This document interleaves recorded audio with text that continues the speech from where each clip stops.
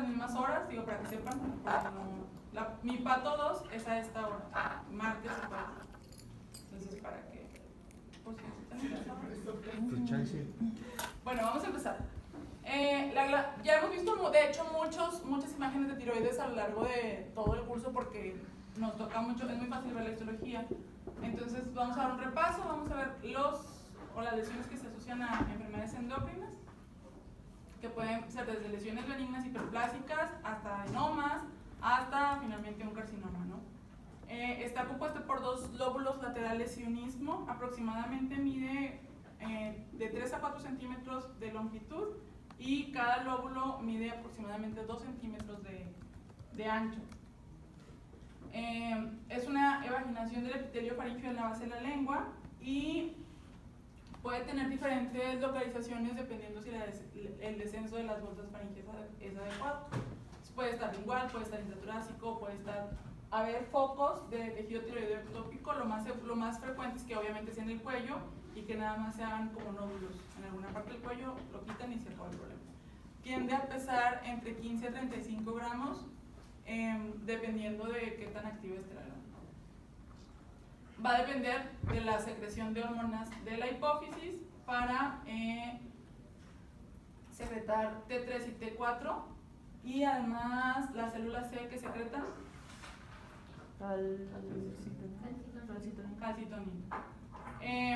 Las hormonas T3 y T4, esto pues se saben muy bien, aumentan el catabolismo de los carbohidratos, aumentan el catabolismo de los lípidos y estimulan la síntesis de proteínas. Pues básicamente es para que nuestro organismo ande un poquito más activo y para que pueda sintetizar todo lo que se procesa.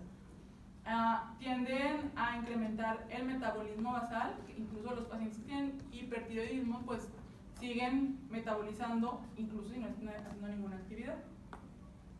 Es una glándula que se encuentra en un estado de adaptación constante, aumenta de tamaño durante la pubertad, el embarazo y durante periodos de estrés importante. Para alcanzar el equilibrio, la glándula puede hacerse hiperplásica o hacerse atrófica o involucionar dependiendo del estímulo que esté recibiendo. Cuando vemos el tejido atrófico es más común en pacientes que las hormonas no están funcionando adecuadamente, entonces no hay estimulación de los folículos y se quedan como el epitelio en lugar de verse cúbico se ve plano y los folículos muy pequeños. El hipertiroidismo o la causa más frecuente de hipertiroidismo es la enfermedad de Graves y es un tipo de hiperplasia del tejido tiroideo. Todos estos son los nombres que se le va a dar dependiendo dependiendo de qué es lo que lo esté causando. Por ejemplo, cuando hay una hiperplasia difusa del tejido, se conoce como enfermedad de Graves. ¿Se acuerdan que dijimos que era una hipersensibilidad de tipo 2? Cuando la glándula empieza a hiperfuncionar como... no encuentro un sinónimo de enloquecidamente, pero cuando la glándula funciona sin control, inadecuadamente, pues se hacen los folículos muy hiperplásicos y muy grandes. Entonces se produce lo que se conoce como boceo multinodular. Puede haber zonas que se encapsulen y que se haga un adenoma y que también pues, la glándula va a estar, o las células de ese adenoma van a estar hiperfuncionando. Cuando hay un hipertiroidismo inducido por yodo, y luego puede haber también causas secundarias. Cuando son secundarias a un adenoma pituitario, cuando hay tiroiditis granulomatosas, que la glándula crece porque hay inflamación, o cuando hay tumores que están fuera del tejido tiroideo que secretan hormonas tiroideas. Yo creo que el más conocido sería el estruma ovari, que es un tipo de teratoma maduro y que está compuesto únicamente de folículos tiroideos, por eso se llama, de hecho se le conoce más como estruma ovari que como teratoma, porque partes el quiste se ve como un quiste de ovario por fuera, o sea, se ve blanco encapsulado, y al partirlo se ve como cafecito como la tiroides, entonces, y sale coloide como gelatinoso. Entonces es muy, muy común.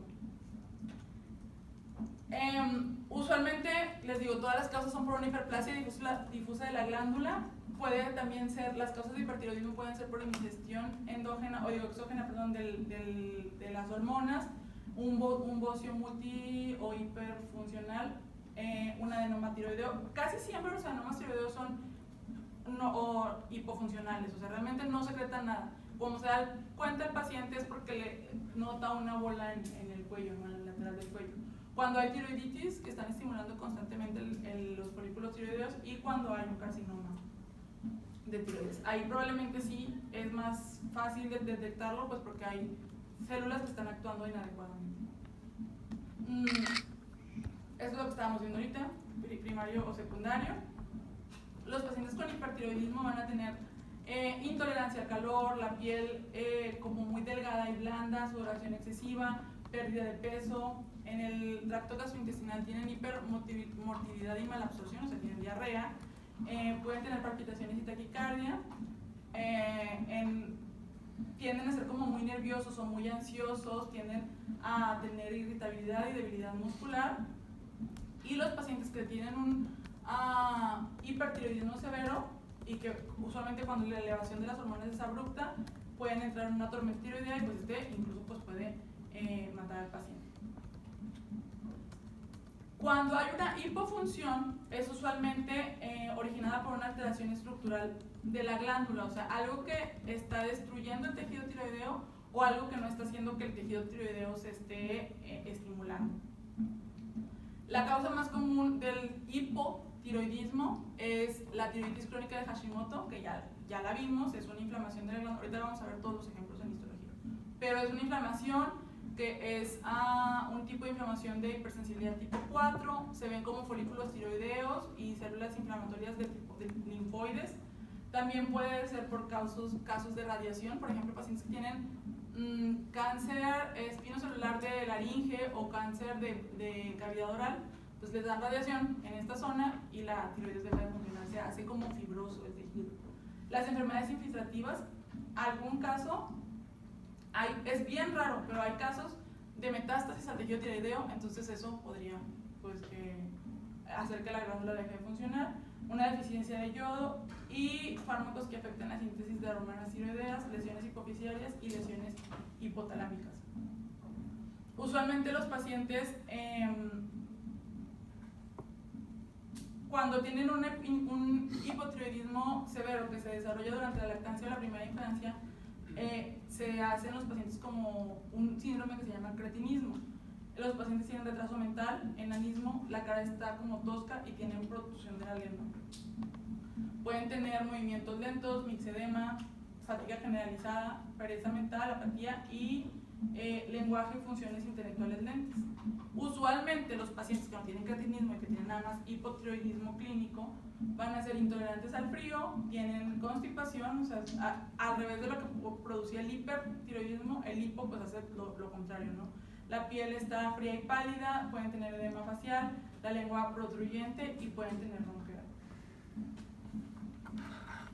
Esas son nada más las causas de hiper e hipotiroidismo. Ahora, cuando hay una inflamación de la glándula, algo que esté infiltrando la glándula y produciendo una inflamación propia nada más de la glándula tiroides, son estas enfermedades.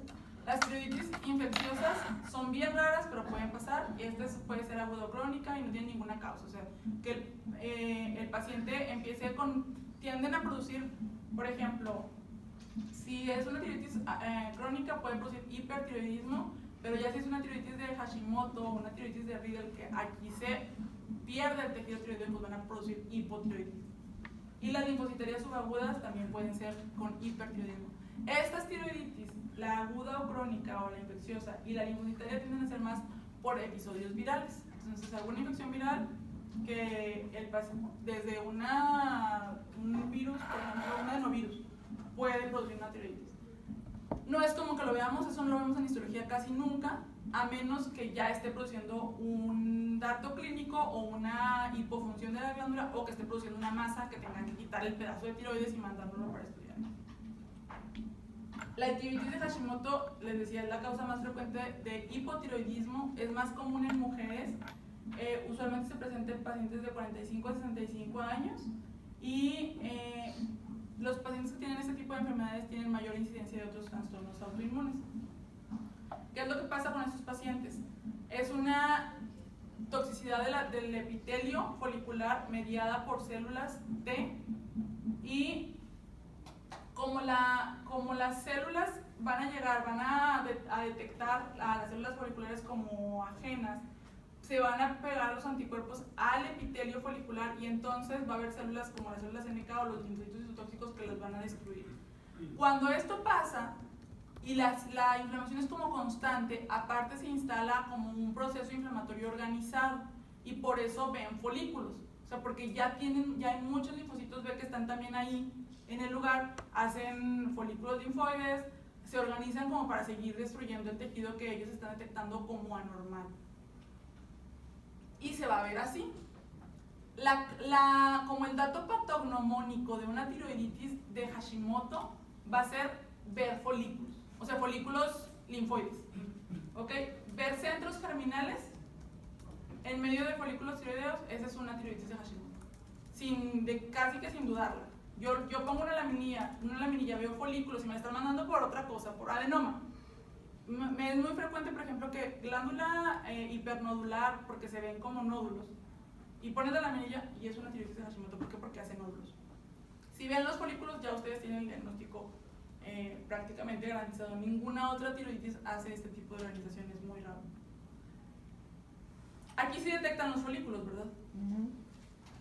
Este y este. Y los folículos tiroideos son estos, están atróficos. ¿Se acuerdan que les decía que la glándula se atrofiaba cuando había además algo que lo estaba como sustituyendo?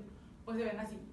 Folículos muy pequeños, con muy escaso coloide, el epitelio en lugar de verse cúbico se empieza a ver plano y pueden tener cambio oxifílico, o sea que se vean como rosas los citoplasmas, ¿sabes? Sí, pero aquí ya me confundí, pero son dos tipos diferentes de folículos. Folículos tiroideos, linfoides y folículos tiroideos. Los folículos tiroideos van a ser atróficos.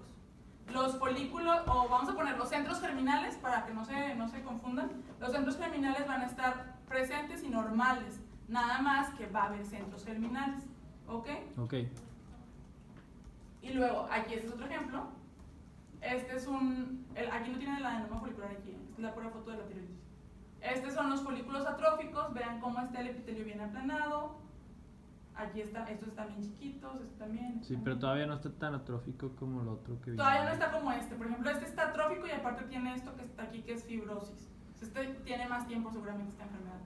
Este todavía, los folículos están ahí. Y esto es lo que les mencionaba del cambio oxifílico. Ven, estas son células epiteliales de folículos. Y se empiezan a llenar, en lugar de hacerse atróficos, se llenan de citoplasma rosa. Porque empieza a hacer cambio oxifílico también como una forma de defenderse o de... como si fuera un tipo de metaplasia, para aguantar la destrucción. Esto de aquí es el centro germinal y alrededor hay los linfocitos T que empezaron todo el problema. Este también es una tiroiditis de Hashimoto. Aquí no se ve el folículo, aquí está muy difícil que me digan, pero lo que quería mostrarles es los cambios oxifílicos, o sea que se ve mucho citoplasma rosa o naranja, como aquí, como aquí, como aquí. No se ven como estos, sino que se ven como muy gordas las células. Bueno, ese cambio se puede observar y a veces hace que se vea como muy atípico el epitelio y que te puedas confundir con una neoplasia. Otra vez, este es el cambio oxifílico, que sería, si lo han leído, que hay células de Hortle. ¿Se acuerdan que lo leyeron? Sí. Estas son las células de Hortle. ¿Y esos los cambios oxifílicos se ven nada más en No, en cualquier... tiene que ser muy frecuente en tiroiditis de Hashimoto, en adenomas que ya estén como encapsulados, yo creo que nada más. O en alguna inflamación crónica que esté así como que constantemente... Por ejemplo, yo lo he visto más en adenomas que no tiene todo cambios oxifílicos, sino como en partes, de que la puncionaron para hacerle una biopsia y después de la biopsia se empiezan a hacer los cambios. Pero es más algo reactivo, entonces es importante que lo recuerden porque no tiene, o sea, no es neoplásico, ni es maligno ni nada, nada más es reactivo. Hay otro tipo de tiroiditis que se llama tiroiditis subaguda de Kervine. Es una tiroiditis granulomatosa, se ven presencia de células gigantes adentro ahí de la tiroides, se asocia a infecciones virales, tiende a ser más frecuente en mujeres, tiene dolor y es autolimitada. ¿Cómo se van a acordar o cómo van a distinguir? Les van a decir, paciente de 40 años que tiene una masa en cuello, porque acuérdense que sí son como súper específicos. Masa en cuello, acude con más de cuello, aumento de volumen, por ejemplo, la tiroiditis de Kerbein y la de Hashimoto producen aumento de volumen porque son inflamatorias, ¿ok? En esta tiende a producirles a los pacientes dolor. La de Hashimoto no duele, ¿sabes? ¿Cómo van a saber cuál es cuál? En la de Hashimoto va a haber los centros terminales, en la de Kerbein va a haber granulomas, ¿ok? Eso es la única forma de distinguirla. A lo mejor se dicen de que tuvo una infección viral y así, pero si no le dicen eso, histológicamente tienen que buscarle los granulomas. Y aquí están. La glándula en la tiroiditis de Kerbein es más fibrosa, vean cómo está todo colagenizado, todo como cicatrizado, y tiene estas son células gigantes, no están aquí muy lejos, aquí están los de aquí.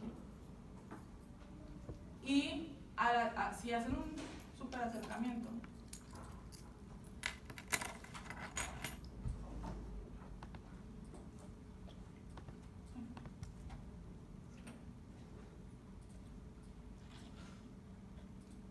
el infiltrado inflamatorio es mixto, no solo son linfocitos, hay eosinófilos, hay neutrófilos y hay linfocitos y macrófagos.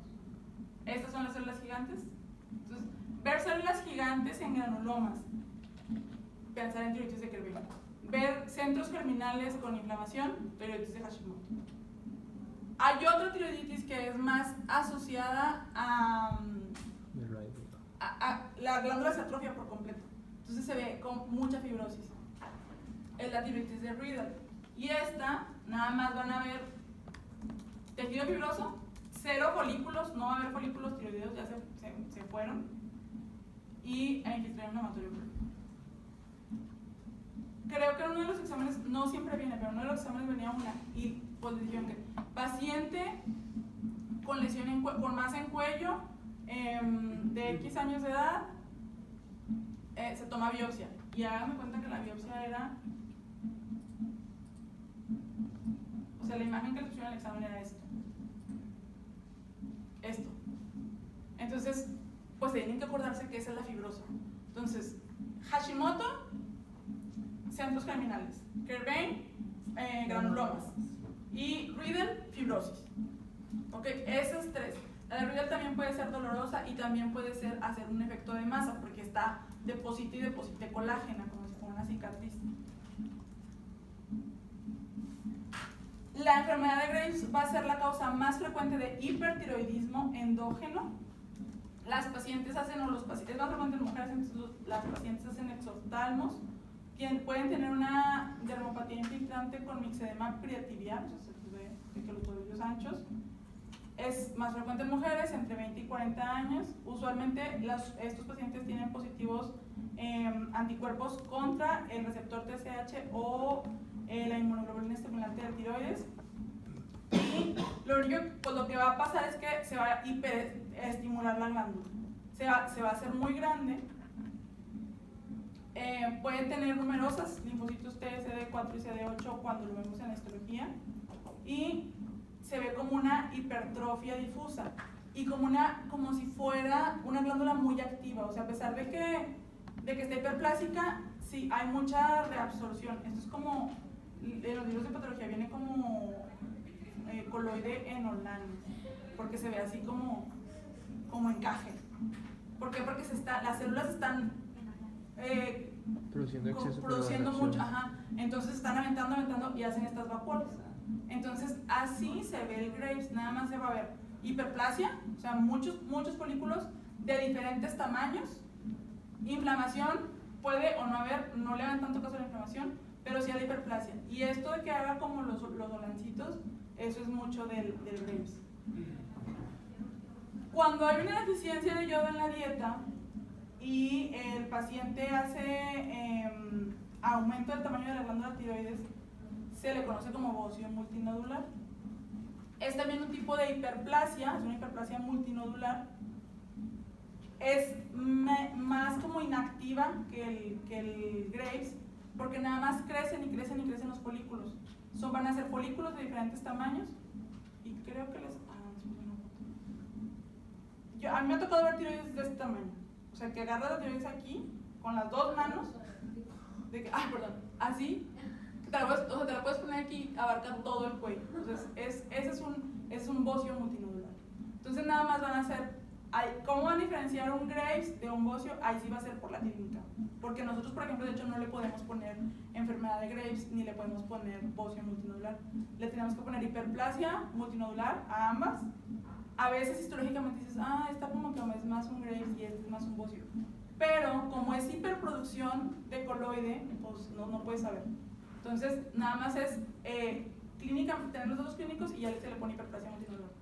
Pero es que la de Graves tiene células más altas y estas son más bajas. Sí, de hecho, te digo, sí lo podrías, pero por ejemplo, en una etapa temprana de un bocio, a lo mejor por compensación, puedes ver que las células estén produciendo como mucho coloide también y que las células estén como hipertróficas, más que hiperplásicas, y te puedes confundir. Entonces, eso es más por los datos clínicos.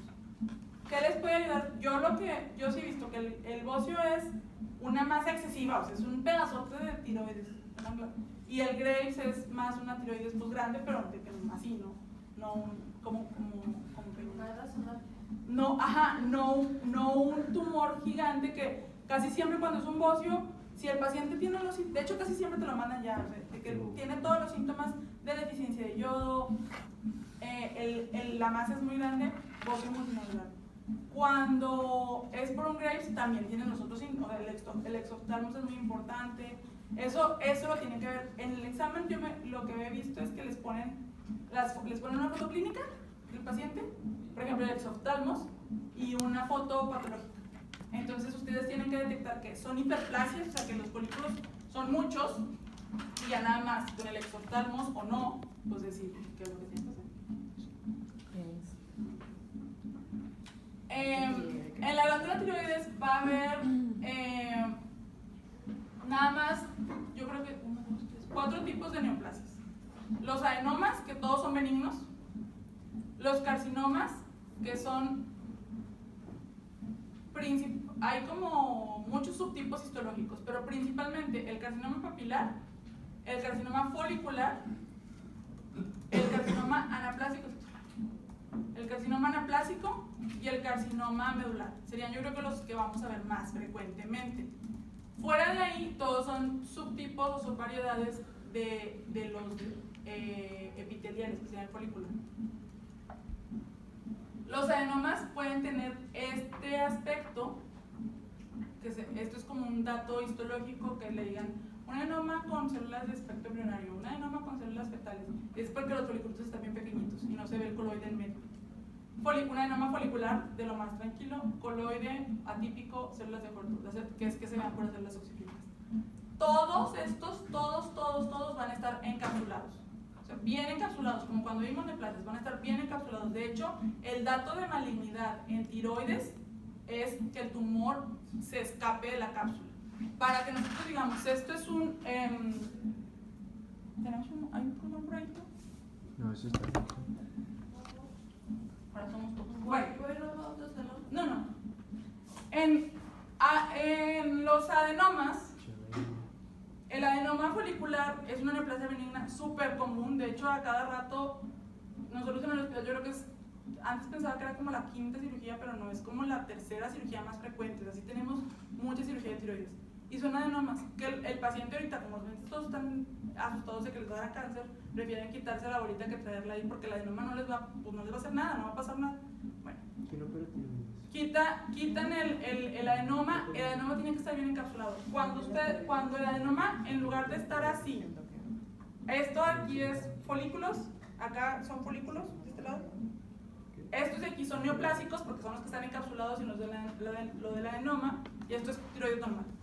Bueno, si ven que se abre la cápsula, se interrumpe y luego se hace como un hongo de células, las que estaban aquí adentro, se salen hacia acá, eso ya es un carcinoma folicular.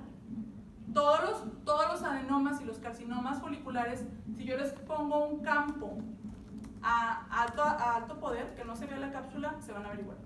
Entonces no hay forma de distinguir un adenoma y un carcinoma si no ven la cápsula. ¿Ok? ¿Cómo van a saber si ven el macro? Por ejemplo, el macro sí, pues lo van a ver bien redondito, adenoma folicular. Pero si les ponen un corte específico de la cápsula y que se vea que se está saliendo el tejido, ahorita lo vamos a ver. eso es para algo atípico. Eso no está bien. Doctora, entonces en tiroides es, o sea, a fuerza es o benigno o maligno. Porque, por ejemplo, nosotros había carcinomas ¿Intermedio dices tú o cómo? O sea que sí, o sea, la única forma de categorizarlo como maligno es que se rompa la casa. No, en la tiroides, los foliculares. Es que en la tiroides está como muy confuso y por eso, porque el carcinoma de tiroides se llama papilar, folicular, hay uno que se llama indiferenciado y uno que se llama anaplásico. Todos esos derivan de la célula folicular, ¿ok? Todos esos son los más frecuentes que van a ver, pero todos derivan de la misma célula. La morfología es diferente y por eso se llaman así. Y de hecho, el comportamiento de cada uno también es diferente. Por eso se pusieron como con nombres, no se pudo poner como carcinoma folicular de tiroides, variedad papilar. No, ¿por qué? Porque se comportan bien diferente. Entonces, por ejemplo, un carcinoma folicular es más agresivo que un carcinoma papilar, pero el papilar es un carcinoma bien frecuente, o sea, es bien frecuente, pero es bien benigno. Hay pacientes que les quitan la tiroides, tienen un carcinoma de 5 centímetros, súper grande, eso es muy grande para ellos. Tiene metástasis a pleura, es bien raro ver un papilar metastásico. Bueno, con todo y todo, el paciente no se muere. ¿Por qué? Porque nada más le tienes que estar quitando las metástasis. El folicular no. El folicular, si hace metástasis, el paciente sí se puede morir. El indiferenciado peor, y el anaplásico se ve anaplásico. Como se ve la anaplasia, así se ve. Entonces eso es muy maligno. ¿Qué diferencia hay el indiferenciado con el anaplásico? Que el indiferenciado, no sé si se los puse aquí, pero el indiferenciado son como puros folículos, como puras células foliculares pequeñitas. ¿Es diferenciado o indiferenciado? Indiferenciado. Pero anaplásico no es como... Ajá, pues es que por eso en tiroides es como muy complicado. De hecho, es bien común, yo he tenido en este año 2 casos de indiferenciado y se le pone carcinoma indiferenciado porque así se llama, o sea, ese es el nombre que le puso la OMS. Y luego, doctora, pero es que entonces no es un anaplásico, porque el anaplásico es muy agresivo, el paciente se ahoga. O sea, las células son tan feas que se infiltran en la tráquea y pues hacen una masa dentro de la tráquea y pues el paciente se muere. Tienes que quitarle la masa y tienes que darle radioterapia y el paciente se muere muchísimo más rápido que con cualquiera con el anaplásico. El indiferenciado no, es como un folicular feo agresivo. Y el anaplásico es un anaplásico, de hecho se ve entre anaplásico y escamoso, entonces por eso está categorizado así, pero no es lo mismo. De hecho, si el indiferenciado se comporta mejor, va a ser más agresivo que un folicular o que un papilar, pero nada que ver con un anaplásico. Y le pusieron esos nombres, yo creo que porque así se quedaron desde como lo estudiaban al principio histológicamente. Entonces, pues histología se ve como indiferenciada porque no puedo diferenciar. El indiferenciado es eso, o sea, como ves puras células cúbicas en grupos, no puedo diferenciar si esto era de folicular o era papilar o qué. Entonces por eso se llama indiferenciado. Sí, por ejemplo, los anaplásicos dicen que siempre derivan de otros, o sea, que es como una desdiferenciación. Ajá. Que vienen de otros, entonces muchos ya tienen la historia de que pues tenía este carcinoma. Ah, sí, de hecho los dos, el indiferenciado también. El indiferenciado, a veces puedes encontrarte un pedacito en el tumor de que lo estás muestreando y encuentras un pedacito de carcinoma papilar. Pero pues ya, o sea, no importa, porque ya esto está más agresivo. El anaplásico también puede hacer lo mismo. Pero sí le tienes que poner de que indiferenciado al paciente le va a ir de esta forma, anaplásico el paciente se va a morir. Entonces por eso se tiene que poner. Pero importante, como que para los que no me siguieron, el carcinoma papilar de tiroides, el carcinoma folicular, el carcinoma indiferenciado y el carcinoma anaplásico, todos derivan de la célula epitelial del folículo. ¿Ok? ¿Cuál es el único que no deriva de los carcinomas de tiroides de esa célula? El carcinoma medular, que sería como el verdadero neuroendocrino. ¿Sí? Muy bien. Doctora, entonces, ¿cuál es la diferencia entre todos esos carcinomas? El comportamiento, clínicamente, o sea, morfológicamente se ven diferentes. Ahorita los vamos a ver. Okay. Y clínicamente a todos les va diferente. Entonces por eso se tienen que separar así. Los benignos van a ser todos adenomas, ¿ok? Entonces, encapsulado se vea naranja, se vea rojito, se vea café, se vea quístico, se vea sólido. Si está bien encapsulado, eso es un adenoma. ¿Ok? El adenoma va a ser el tumor benigno más frecuente de la glándula. Es una cápsula fibrosa o tiene una cápsula fibrosa completa, una arquitectura distintiva dentro y fuera de la cápsula. O sea, como quiera tú sabes cuando ves lo que está del otro lado de la cápsula que es un tumor. O sea, que esto no se ve como el parénquima tiroideo normal. La arquitectura es uniforme, o sea, todo es igual y puede comprimir el parénquima adyacente. Es más frecuente en mujeres. Yo creo que toda la tiroides es más frecuente en mujeres, entonces todo va a ser más frecuente en mujeres. Es bien fácil. ¿Cuál es el tumor o en qué pacientes es más frecuente la afección de la tiroides? En mujeres. ¿Cuál es el tumor benigno más frecuente de la tiroides? El adenoma. ¿Cuál es el tumor maligno más frecuente de la tiroides? El carcinoma papilar. ¿Cuál es el tumor maligno más frecuente en niños de la tiroides? El carcinoma papilar. ¿Cuál es el tumor maligno más frecuente en hombres de tiroides? El carcinoma papilar. O sea, el papilar es el que abarca todo. ¿Ok? Mujeres, hombres. Mujeres, hombres, niños. Ajá. Y el más frecuente en general. O el 80% ocurren entre los 20 y 60 años. Pueden haber todas estas variedades, que es lo que les decía, que sería sólido, fetal, simple, colorido. Pero estos son meras variedades histológicas. Yo creo que lo más importante es que detecten que está encapsulado. Y macroscópicamente, pues así, ¿no? Si se acuerdan, como los vimos cuando vimos neoplasias benignas, un tumor encapsulado con una cápsula fibrosa bien delimitada, aquí también. Todos estos son adenomas.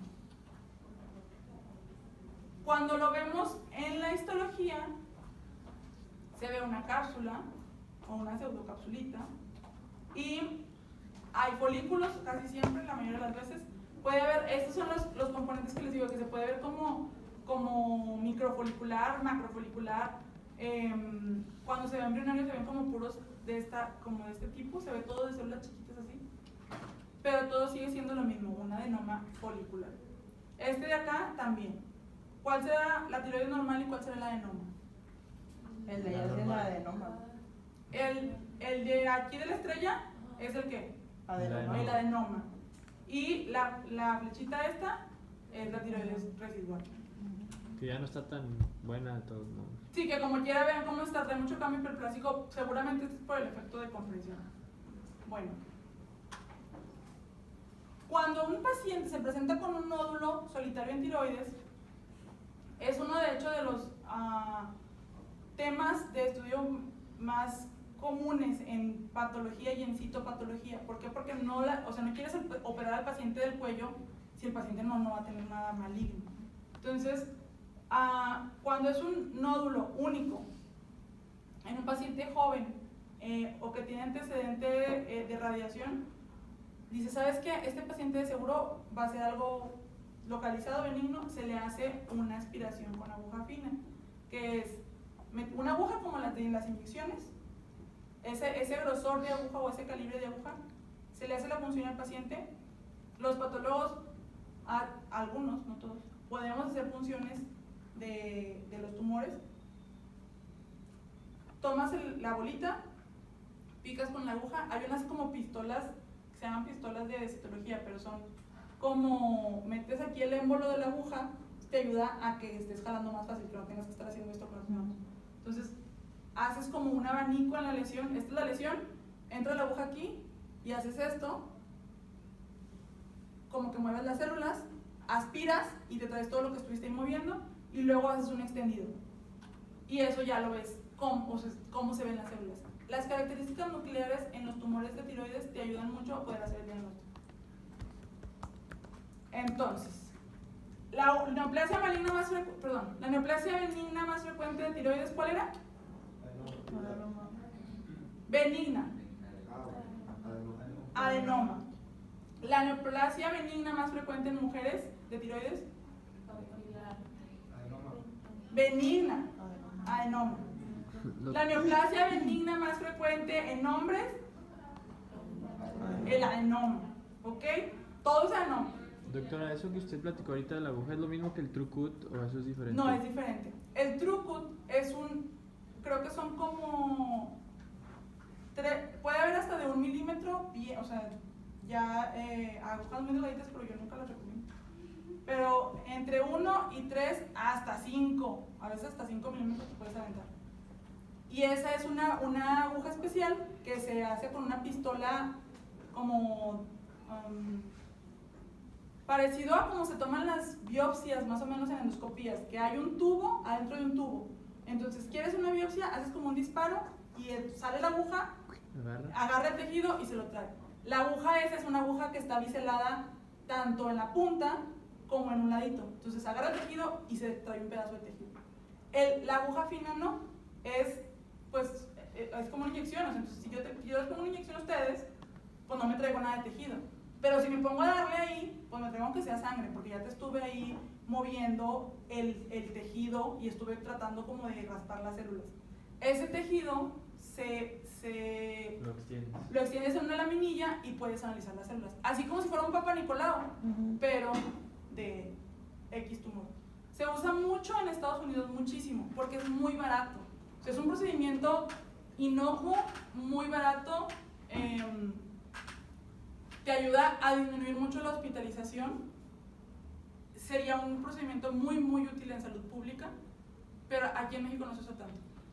Los que hacen esos procedimientos más frecuentemente son los radiólogos intervencionistas, y en realidad pues eso no es como que su fuerte es hacer intervenciones, o sea, no sé, hacer cateterismos, hacer otro tipo de cosas. Entonces hacer las punciones no es tan sencillo. Sí, a mí en lo personal a mí no me gusta la citología de la célula suelta, porque puedes decir que esta célula se ve fea, tiene esas características, no sé qué, sí puede ser, pero pues nada como tener el tejido completo. Entonces, yo que veo mucho ganglio, por ejemplo, pues no me gusta ver citología porque en el ganglio es muy difícil decir si es benigno o maligno. En tiroides es yo creo que el que está mejor estudiado de todos los órganos, porque tiene incluso, ya ven que existe un sistema Bethesda para la citología vaginal, no sé si lo han escuchado alguna vez. ¿La qué? Un sistema de Bethesda ya ven que es una ciudad en Estados Unidos. Bueno, yo no sabía, yo lo aprendí con Stanford. Es una ciudad en Estados Unidos, en Maryland creo que está. Ahí están todos los estudiosos del Sistema Nacional de Salud de Estados Unidos. O sea, todos los que estudian cáncer se van a Bethesda. Entonces, juntan, ¿qué es lo que hace? Por ejemplo, lo que hacen en mi hospital, que estaba en Nebraska. Juntas tus tejidos, los tienes súper bien identificados. ¿Quieres hacer un estudio grande? Lo mandas al centro que tiene más casos de eso, no te lo quedas tú. Entonces, dependiendo así, bueno, en Bethesda está mucho lo de tiroides, mucho lo de citología cervical. Entonces, ahí se juntan los expertos y por eso se llama el sistema Bethesda, no porque ahí lo hicieron en esa ciudad. ¿Qué es lo que hacen? Todos los expertos en citología, que hay patólogos que hacen todavía por tortura propia un año más de citología. Y yo ya acabé pato, ahora yo me voy a dedicar a ver puras células sueltas. En Estados Unidos el entrenamiento de cito puede ser de 1 o 2 años, pero ahí está más padre porque te haces intervencionista de verdad. O sea, si haces con el ultrasonido, detectas la bolita, la picas. Aquí no. Aquí si tú quieres hacer cito, es ver citos, o sea, ver y ver la minilla citología y tal. En Estados Unidos no, pues haces la punción, nos empieza el paciente, haces la punción, correlacionas muy bien. Acá es un poquito más complicado. ¿Qué es lo bueno de la citología por aguja fina? Que si el paciente tiene algo benigno, pues no hay necesidad de operarlo. O sea, si tú por criterios de Bethesda o los criterios de patología dices, esto no es nada maligno, tú ya fregaste. Es como si tuvieras que hacerle una colposcopía a todas las pacientes de cervix. Pues no se la tienes que hacer porque tienes un Papa Nicolau. Entonces el Papa Nicolau te dice, ¿sabes qué? Esta paciente no tiene nada y al año que viene y el año que viene, pues tiroides es parecido. Y hay para mama, para todo se hacen funciones. Aquí no se usa tanto porque no es tan práctico. Y al final como quiero operar a los pacientes, entonces pues no. Eso es lo benigno. Maligno. El carcinoma papilar es el carcinoma más frecuente. Entonces es el 75-85% de los tumores. El más frecuente en mujeres, papilar. En hombres, papilar. En niños, papilar. En pacientes de la tercera edad, papilar. Todos son papilar. El carcinoma folicular sería el que le sigue en frecuencia. El medular es el que les decía que es endocrino, es el 5%, y el anaplásico menos del 5%. El indiferenciado es más raro que el anaplásico. El carcinoma folicular es un tumor epitelial maligno que muestra evidencia de diferenciación celular folicular sin algún otro carácter distintivo. corresponde al 30 a 40% de las sustancias malignas de la glándula tiroides en áreas con carencia de yodo en la dieta. Es más frecuente en mujeres, tiende a aparecer 10 años más que el carcinoma papilar. Por ejemplo, en papilar es muy frecuente que en pacientes de 30 años a 30 a 40 años lo veas. El folicular sí es un tumor de pacientes de 50 años, o sea, como el cáncer de colon, como el cáncer, o sea, de pacientes más grandes. ¿Cómo se comporta radiográficamente? Es un nódulo frío solitario. ¿Saben qué se refiere a eso de nódulos fríos o no? Sí, que no tiene metabolismo, que cuando les hacen una gammagrafía no metabolizan nada. Hay dos variedades, nada más. Mínimamente invasiva o parcialmente encapsulada y ampliamente invasiva. La ampliamente invasiva ya es un carcinoma folicular bien hecho, que es lo que les decía que cuando se ve el hongo ahí que se está viendo todas las células. Y el mínimamente invasivo es que las células apenas están empezando a romper la cápsula. Esto sí se ve diferente a como lo estábamos viendo ahorita, el adenoma. Esto está encapsulado, aquí no se ve el tejido tiroideo bien, aquí hay unos dos foliculillos, pero esto no se ve normal, está todo como uniforme. Las células son células así de núcleos redonditos, oscuros, empieza a haber como un poquito de pleomorfismo, o sea, cambian de tamaños. Y vean, estas células que estaban aquí, que tenían que estar encapsuladas aquí, andan por acá también. Entonces, todas esas células son foliculares. Todas son células foliculares. Si ustedes le hacen una tiroglobulina, sale positivo. El carcinoma papilar es la variedad más frecuente, le corresponde el 80% de los carcinomas tiroideos en pacientes menores de 40 años. Es más frecuente en mujeres y el tamaño puede ser variable. Les digo, puede ser un tumor desde 5 milímetros, hasta tumores bien grandes de 10 centímetros, perdón. ¿Es el más común en mujeres o es el más común maligno? Es el más común maligno y es más común en mujeres. Ah, ok. Pero también, sí, desde que en hombres puede ser más común el papilar. Ah, ok. En niños hombres, el papilar. En niñas mujeres, el papilar. Okay. Pero si en general, a la población en general, le pasa más a las mujeres. Okay. Es común en pacientes con tiroiditis crónica de Hashimoto. De hecho, como las tiroides de Hashimoto tienden a ser una glándula muy grande, lo que hacemos es muestrearla ampliamente porque tienden a tener carcinomas como ahí escondidos, papilares. Se puede presentar como una neoplasia endocrino múltiple. Se ha relacionado a casos de radiación de cuello, se incrementa el riesgo en pacientes con enfermedad de Graves también. Y lo que tiene el carcinoma papilar es que, a diferencia del folicular, su estructura es papilar, o sea, hace papilas, que es una papila como el papiloma. ¿Se acuerdan del papiloma cuando lo vimos que era un tallo revestido de epitelio? Bueno, aquí también, pero de células parecidas a las células de la tiroides.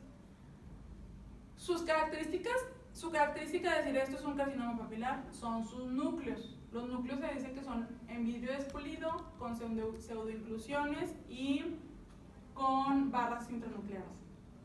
Este es el que tiene los ojos de Anita la huerfanita. ¿Sí conocían a Anita la huerfanita? Nadie la conoció, yo tampoco la conocía, la tuve que conocer porque pues, venía en la Yo no clase. entendí por qué ni ese nombre.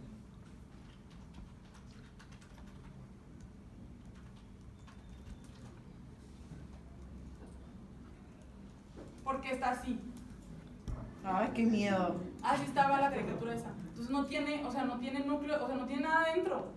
Bueno, así se ven los núcleos del carcinoma papilar. Oh, está horrible. Sí, da miedo, yo también. O sea, ¿quién querría como que recordar eso? Pues los gringos.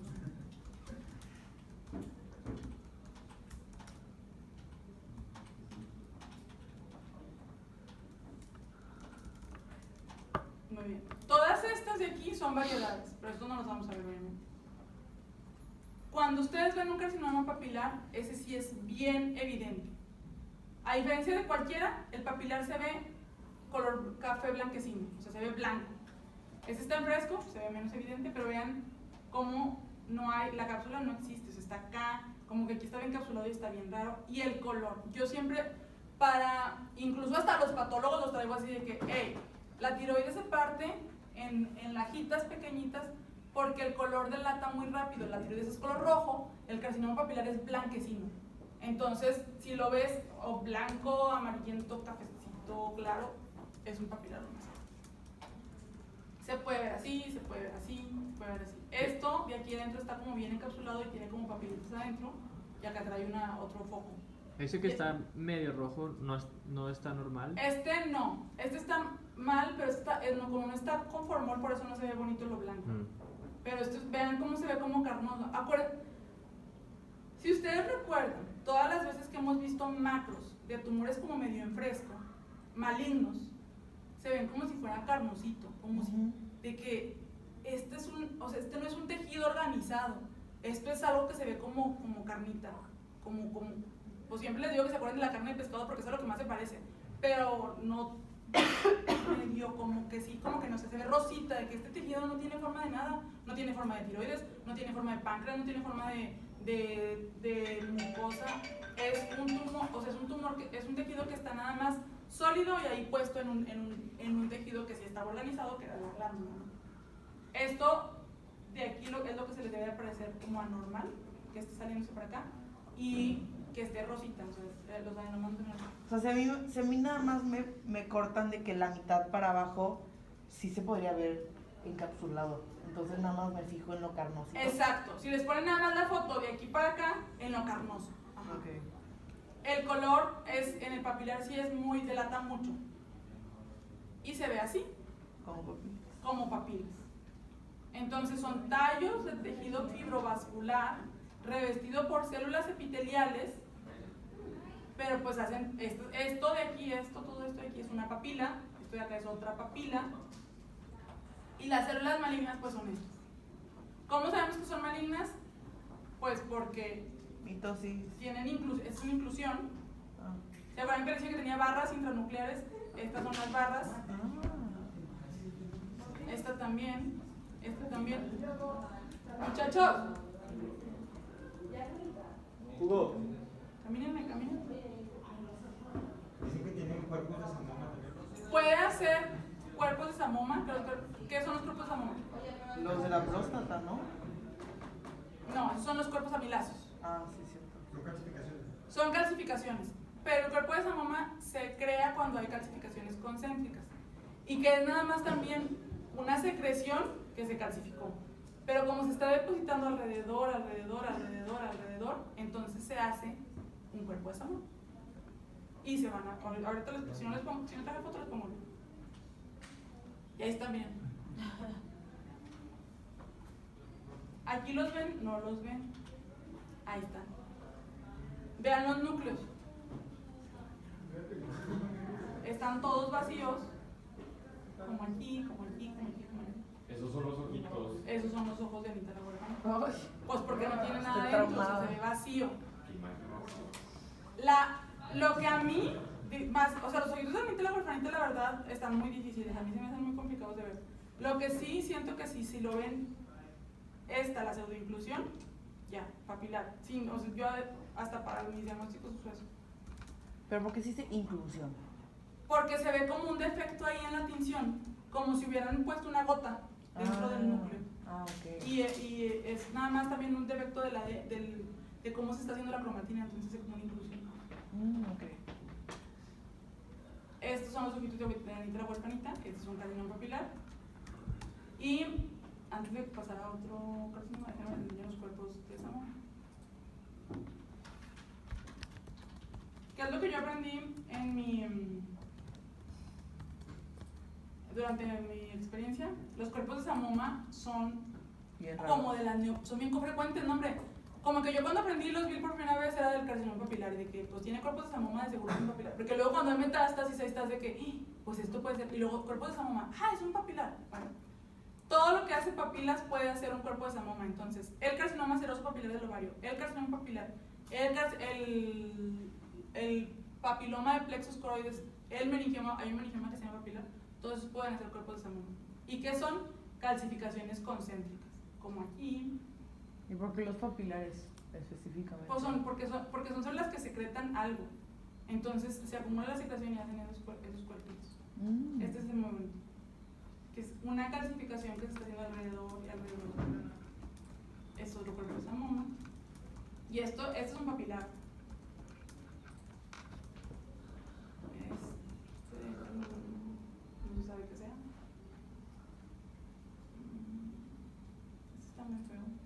también estos son cortos de tamaño. Esta es la foto que vimos ahorita. Son calcificaciones concéntricas. Del papilar son, pues, porque como es papilar, por eso. Pero en realidad se ven en otro tipo de tamaño de papilar. Entonces, no es como que su característica patronómica. Pero si, por ejemplo, un adenoma no tiene por qué hacer calcificaciones. Entonces, tiene que ser de un carcinoma papilar. Y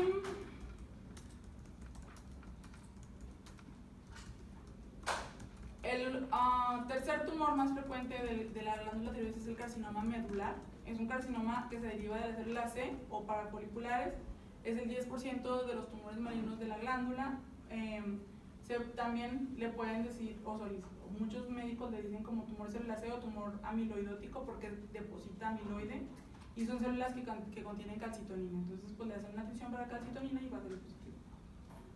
La presentación puede ser esporádica o familiar. Cuando es familiar, se presenta a edad más temprana. Cuando es esporádica, puede ser, el paciente tiende a ser como mayor de 60 70 años. Va a estar constituido por células que van a ser epiteliales, o sea que sí tienen características de célula epitelial, pero tienen aspecto de células claras o plasmocitoides o fusocelulares. ¿Qué es lo más característico? Yo creo que pueden acordarse del carcinoma medular, es que deposita amiloide, y ese sería, se los tendrían que poner porque si no pues está muy difícil. O que se ve como un carcinoma de células pequeñas, redondas y azules. ¿Se acuerdan que les dije eso del carcinoma de pulmón? De células de avenarias o células small cell carcinoma. Bueno, se ve parecido a ese, nomás que con amiloide en medio. ¿Ok? El tumor, bueno, a ver, por ejemplo, ya casi les di todos los tumores de tiroides. Entonces, si ustedes tienen un carcinoma folicular en un pulmón, porque es una metástasis, ¿qué marcadores de inmunohistoquímica le van a hacer a ese tumor para decir, esto viene de la tiroides?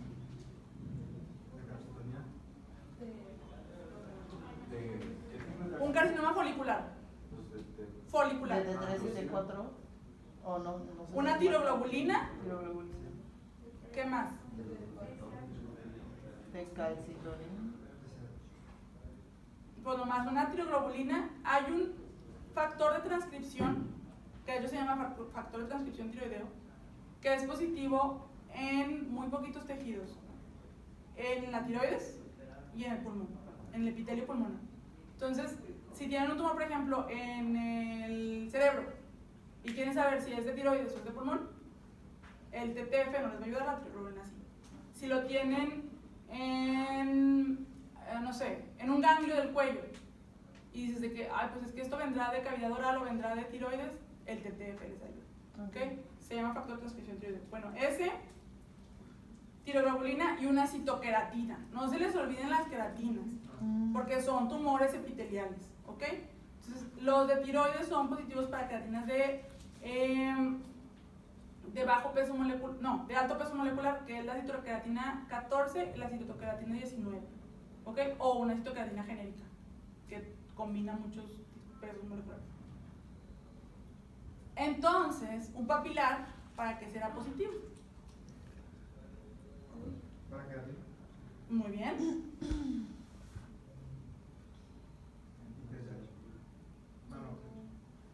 ¿Para qué? ¿Para qué? ¿De dónde les dije que se derivaba el carcinoma papilar? Ajá. Entonces, ¿para qué va a ser positivo? Para tiroglobulina y para TTF. O sea, es igual. Nada más que, pues, ¿qué les va a decir? Pues, ¿cuál? Pues la morfología. ¿Sí? Pero el origen de la célula se las va a dar la tiroglobulina y el TTF. La citoqueratina para decir que es epitelial. ¿Qué mutaciones específicas sí tiene nada más? Por ejemplo, el carcinoma papilar. El papilar tiene mutaciones en RED y en BRAF. Por ejemplo, eso sí es específico de carcinoma papilar. Ahora, el carcinoma medular, ¿qué le van a hacer de inmunohistoquímica para decirme que eso es positivo? Pues calcitonina. Y si no hay calcitonina, de que no, Ignacio, aquí en este hospital no tenemos calcitonina. ¿Qué más quieres que le haga? Porque pues no sé qué es. ACTH o BID. No teníamos tampoco. Es más específico todavía, menos específico. Amiloide. Podemos hacer la amiloide. Si está depositando amiloide, les va a ayudar. ¿Qué más? La célula que va a teñir. Es un carcinoma, entonces va a teñir citoqueratinas. Este va a teñir citoqueratinas de bajo peso. Citoqueratina 7, por ejemplo, que es una citoqueratina bajo peso. O citoqueratina gene. ¿Y qué otro? Si este no deriva de las células foliculares, deriva de las células C, que son un tipo de célula neuroendocrina. Entonces, todos los marcadores neuroendocrinos van a ser positivos en este tumor. O sea, cromogranina, enolasa neuronal específica, sinaptofisina, CD56. Esos marcadores son marcadores de diferenciación neuroendocrina. ¿Ok? ¿Qué hacen ese? Enolasa neuronal específica. Y pues obviamente calcitonina, que sí tenemos, nomás que era para ponerlos en estrés. Se pueden medir al paciente los niveles de calcitonina en suero y pues también les va a ayudar. El carcinoma medular es un carcinoma bien escandaloso, entonces el paciente llega con un tumor muy grande y que está prácticamente todo el lóbulo tiroideo o todo el tejido tiroideo tomado. Y se ve también blanquecino amarillento, más que blanco como el papilar, porque es un neuroendocrino. ¿Se acuerdan cuando vimos el carcinoide del apéndice que se veía amarillito? Bueno, pues este se ve también así medio parecido.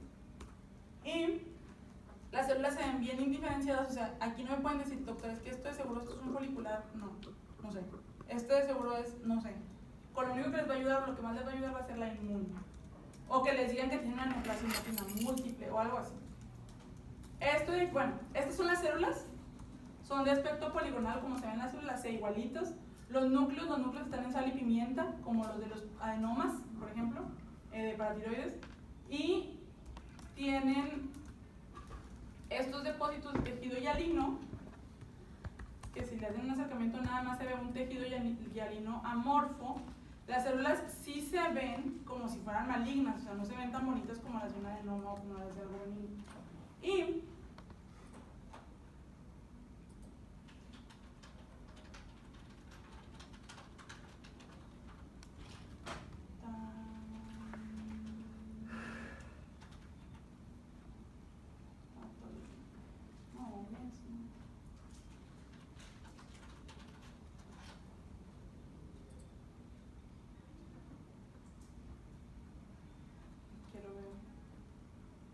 enseñarles un poco, ya les enseñé, ellos se los puse en el repaso, ya no se acuerdan.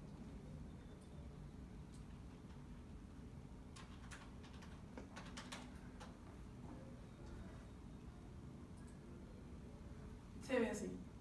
El rojo Congo, cuando le haces la tinción la tinción se ve así, al microscopio, pero la tienes que poner, para decir que es positiva, tiene que dar color verde manzana bajo la luz polarizada. Que la luz polarizada no es más que poner dos lentes que puedes mover y que te da diferentes tonos de luz, como los lentes que ya vienen polarizados.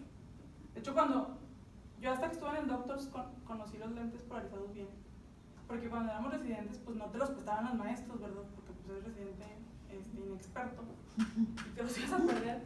Y o sea, que con los lentes, que se echaban a poner los lentes de sol y los agarrabas, los que sí eran con filtro, ¿verdad? Ya hay unos que no. Y los mueves y se ve bien bonito porque se ve cómo va cambiando de tonalidad la intensidad de la luz. Y luego se ve cómo se hace esto brillante y no brillante, brillante y no. Eso es lo polarizado. Entonces, muy bien. Ya acabamos. ¿Cuáles eran los 3 tipos de tumores malignos más frecuentes de la tiroides? Papilar, folicular Y medular. ¿Ok? Y el medular es el que no venía.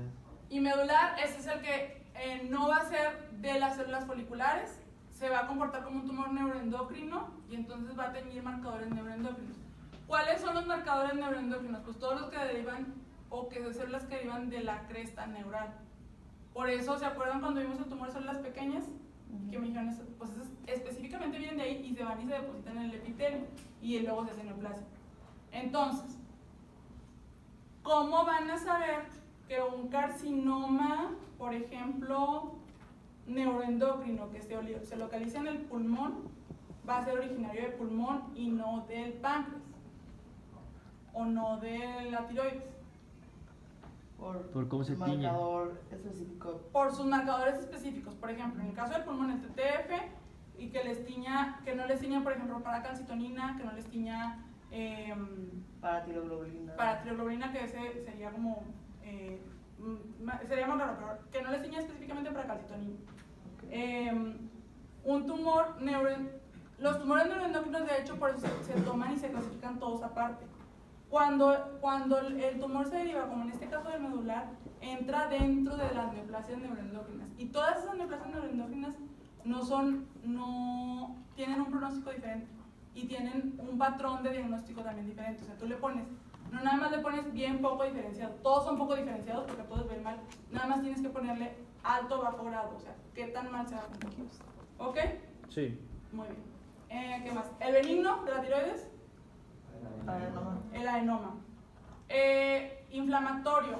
¿Cuál es la lesión inflamatoria más común de la tiroiditis más común de la glándula? La tiroiditis de Hashimoto. ¿Cuál es su característica histológica? Los centros germinales. De la de Kerbein, Granulomas. los granulomas. De la de Riedel, la fibrosis. Muy bien. El bocio multinodular, pues no sé, nada más es hiperplasia. Muy bien. Entonces, más o menos así. Y así lo van a estudiar y denle una repasada a la clínica para cuando tengamos el examen. Ya acabamos. Listo. Muy bien.